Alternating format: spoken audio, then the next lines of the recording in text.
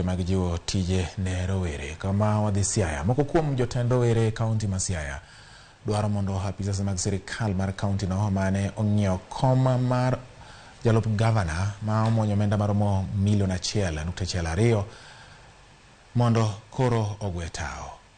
Rowerego wacho ni mondo tim nonro ewi kuo mar omenda ma kamago e yo malong'o. Director mar weche mag omenda e kaonti ma Siaya Jack Odinga kod nyawadgi mochung' ne weche mag ng'iewo mwandu kata procurement Martin Okwak nyaka koro ogwe tao. Bende gikwayo gavana James Orengo mondo owuog oko motegno mar kwedo weche mag mibadhi kaachiel kod kawo okang' mager ne apisas mage ma chilo mag mibadhi omieno.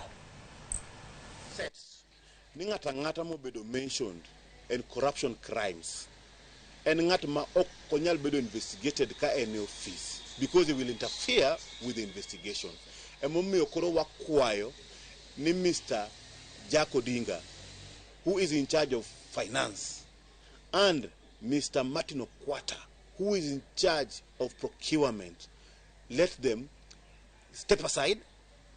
Giwuog matin gibed thenge investigation or team wang'e kaka kom ne nonyiew 1.1 million. To wapenjo, the biggest question en ni ka kom mar deputy governor nonyiew 1.1 million, komb governor to pesa di. Ok nang'eyo ni ati jok mosekedo ni kelo ber mar pinyni kaka Orengo nyalo yie mondo gavana jalup mare onyiew kom obede kom mar moingo milion 1. Ka Siaya osuptol ma Siaya maduong' to podi mon dhi tho kanyuol onge yath e osuptende to gavana to bete kom moloyo siling milion 1. Gidwa ni wachom kure kaka jo Siaya. Adwa kwayo MCS ni gi identify roles mono yieri mondo gi team to gibedo crusaders, gibedo praise and worship team.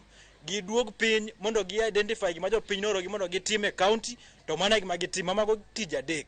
Gi oversight the government, gi legislate to gi represent jo piny e yore madwarore e yore mek dongruok. Siaya apedha ne jonjore ma osebedo katimore